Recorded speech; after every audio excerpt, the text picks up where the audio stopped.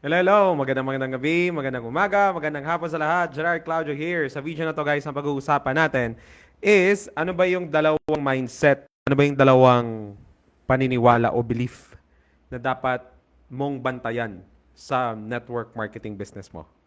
Yan. So, mga ano tayo, belief training muna tayo right now sa video na to, no? So, kung bago ka dito sa page ko, my name is Gerard Claudio. I am an active network marketer and naniniwala po ako na basta gawin po ng tama ang negosyong ito ay malaki po ang maitutulong sa inyo. Naniniwala po ba kayo doon? Yan. So, kung naniniwala ka, type mo yes, agree, heart mo to, no? So, um, yes, maraming hindi tamang ginagawa ang karamihan ng mga network marketers, pero yung industriya mismo ng network marketing ay legit po siya. So marami po kasing mga misinterpretation yung mga tao sa labas kung ano ba talaga yung pagkakaiba ng mga pyramiding schemes or scam versus network marketing. So marami ayaw nilang tanggapin na magkaiba yun, pero kung unawain natin, talagang magkaiba. Kasi yung mga pyramiding na schemes or scam, yung tipong magre-recruit ka, tapos kikita ka pero walang product na umiikot, yun po yung scam. Ang network marketing po is a system of moving products. Ibig sabihin, kumikita ka dahil may gumagalaw na may movement ng volume or sales ng product doon sa organization mo. Maliwanag po ba? So hindi po siya scheme, hindi po siya scam. Okay? So anyway, dito pag-usapan natin ngayon ano ba yung dalawang belief na kailangan mong bantayan sa network marketing business mo. Type mo ready kung ready ka nang makinig. Yan. By the way, kung if you want, if pakitype dito yung location mo para makita ko yung location mo habang nagla-live ako dito. Anyway, ang una pong belief na kailangan mong bantayan is yung paniniwala mo about the industry at saka doon sa kumpanya na nabilong ka. So, encapsulate ko na sa isang category yun. Kumpanya mo at saka yung industry. So, marami sa atin pumasok sa network marketing, most probably marami kang duda. And normal po 'yon. Kasi nga marami kang naririnig, marami kang mga hindi tamang marami kang mga references na hindi maganda, which is naiintindihan ko naman kung nandun ka. Hello Dante, Antipolo, good evening sa iyo. So, ngayon, ang isang bagay lang na ginawa ko personally, nung nagsimula ako sa network marketing, naniniwala ako na somehow malaking income, pero hindi natatanggal sa akin na parang baka hindi talaga totoong o legit na business ito. So, ang ginawa ko, nag-self-study ako, nag-aral talaga ako. So, wala pa namang mga ganitong content usually ng mga Pilipino na nagko-content about network marketing before na nakita ko, no? So, nag-search ako sa internet, sa online. Even nga yung company na nasalihan ko, merong mga negative din. So, pati yung binabasa ko, ano ba yung mga negative dito and also, bakit? Kasi gusto kong aralin. Sabi ko, kung seryosohin ko to, kailangan buo yung loob ko. Tama ba? Agree ba kayo? So, marami sa atin, pumasok ka sa network marketing, iba yung pag-unawa mo sa network marketing kasi iba rin ko paano pinaliwanag sa ang network marketing. Tama ba?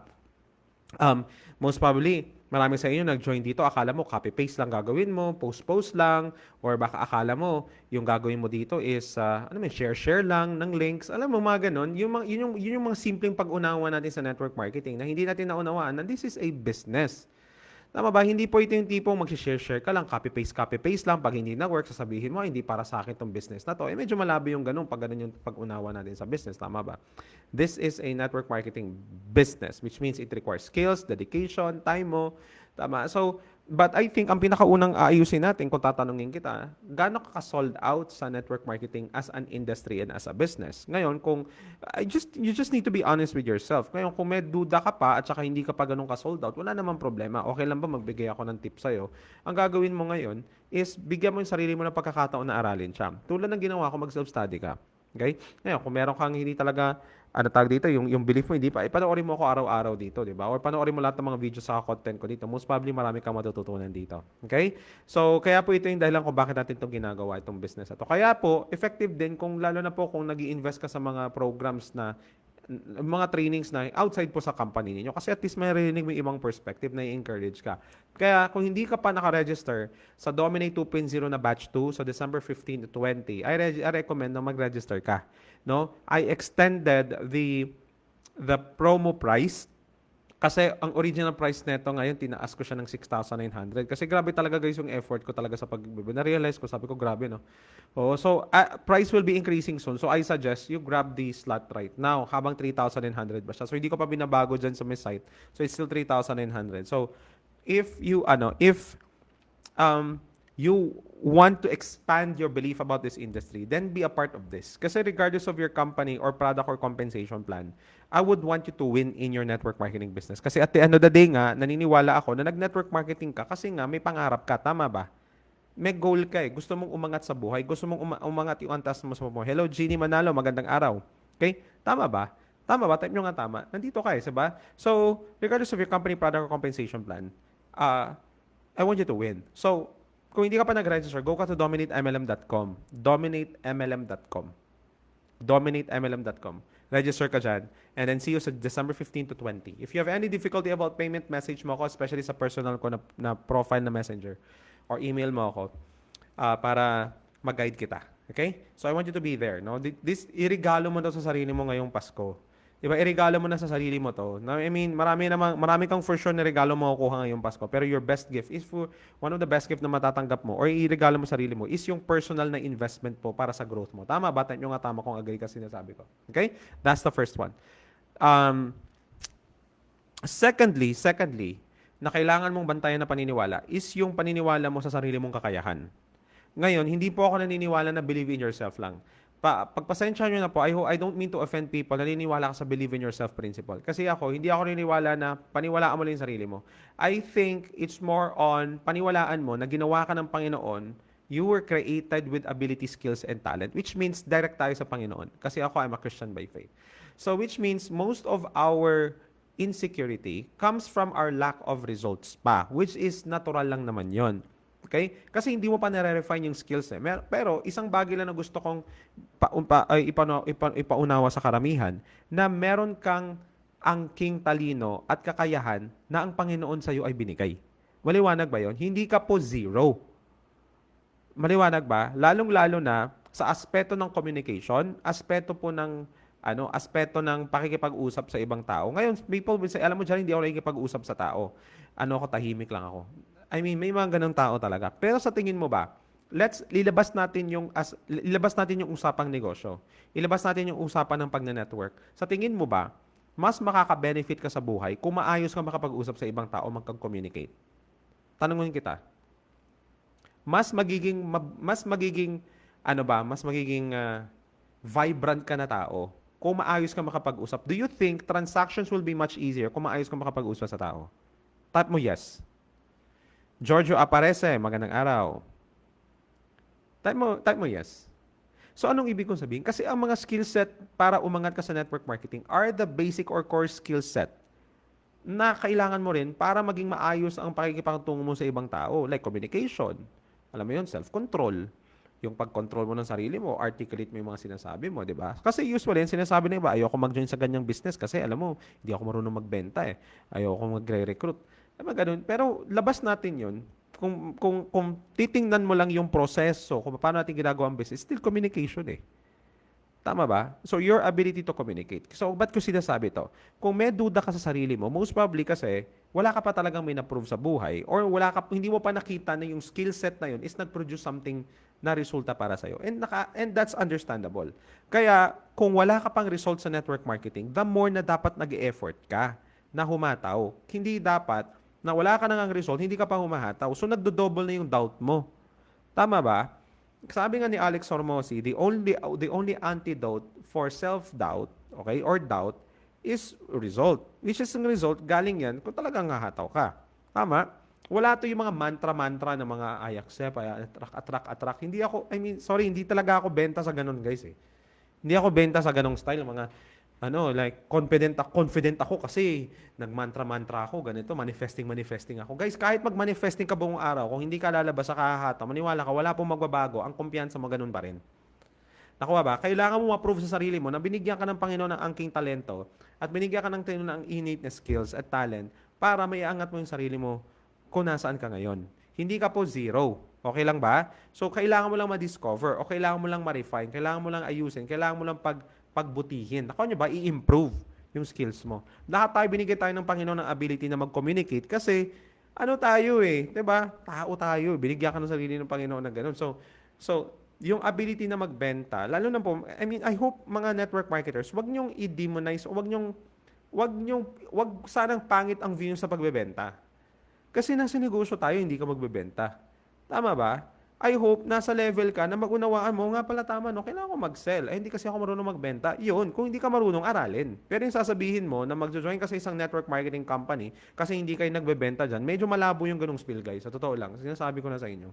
Ngayon pa lang sinasabi ko na sa iyo na medyo hindi ako kumpiyansa sa kampante sa mga spiel o sa mga style na join ka sa amin kasi hindi ka magbebenta dito. Medyo alanganin talaga ako doon eh. Kahit ano pang espeto, bakit? Kasi long term, at the end of the day, negosyo to eh. Tama ba? Type nyo nga tama. Type nyo agree sinasabi ko kung tama yung sinasabi ko. Tama. So, hindi mo naman kailangan sobrang daming customer, no? Pero I think kailangan meron kang decent amount of customers so that kasi niniwala ka sa industry tsaka sa business sa company mo, di ba? Tapos hindi mo share yung product sa iba. Ang worst kasi nangyayari, na-expire yung mga product ng karamihan na hindi naman necessary. Bakit may expire yung product? Tama?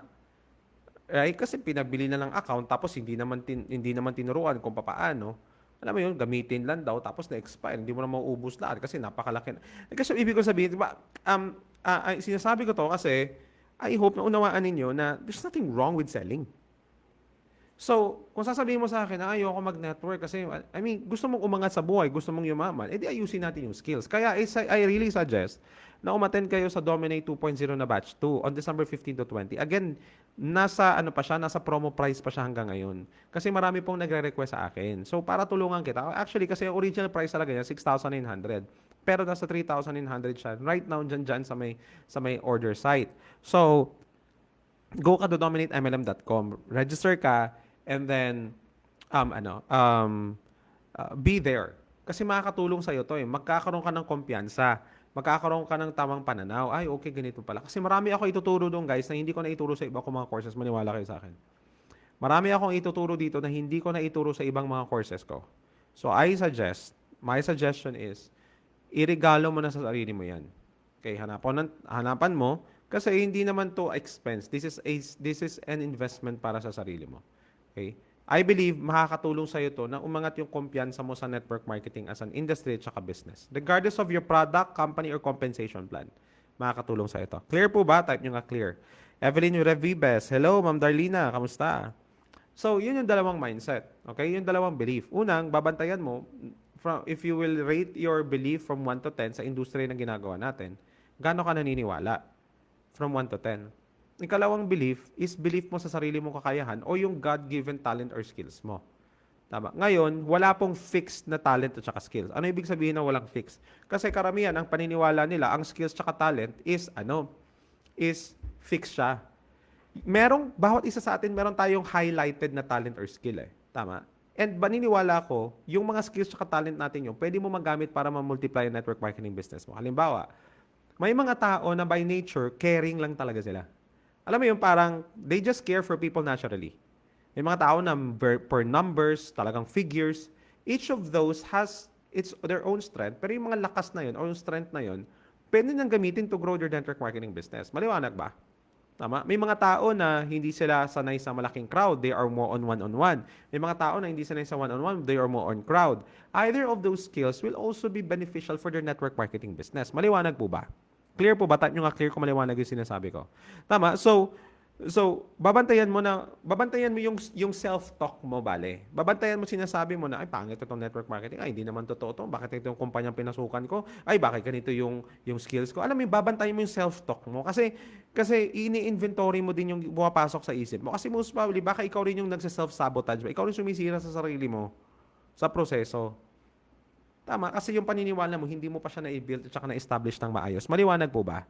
So, two kinds of belief na kailangan bantayan. Una, paniniwala mo sa industry sa company mo right now. And then, paniniwala mo na meron kang God-given talent at saka abilities and skills. Okay? Ako naniniwala ako, guys, kung nandito ka at medyo merong hirap ka pa sa pag-recruit, pag-pay in, pag-move ng products, naniniwala ako, nai-improve kasi yan eh. Hindi ako naniniwala na hindi mo siya kayang aralin. Naniniwala ko kaya siyang aralin, guys. Kasi ako naaral ko siya eh.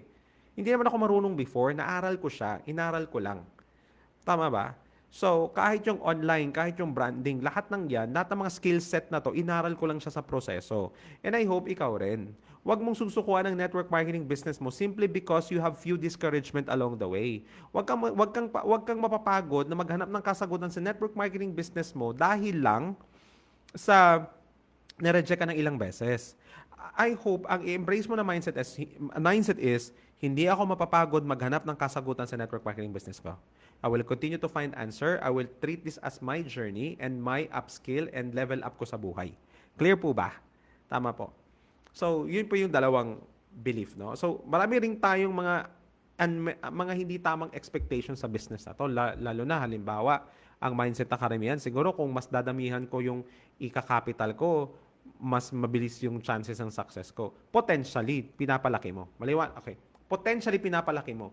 Pero yung guarantee na masasuccessful ka pag malaki yung nilabas mo na capital at saka mas malaki yung medyo alanganin tayo doon. Kaya yung iba, iniisip nila, pag naglabas sila ng capital, wala na silang gagawin. Kasi ganun sila binild up. Ganun yung expectation na sinet sa kanila.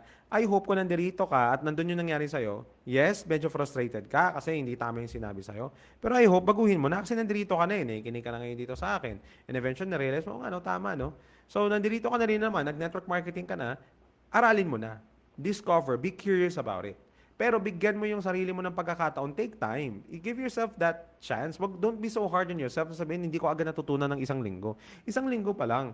Tama ba?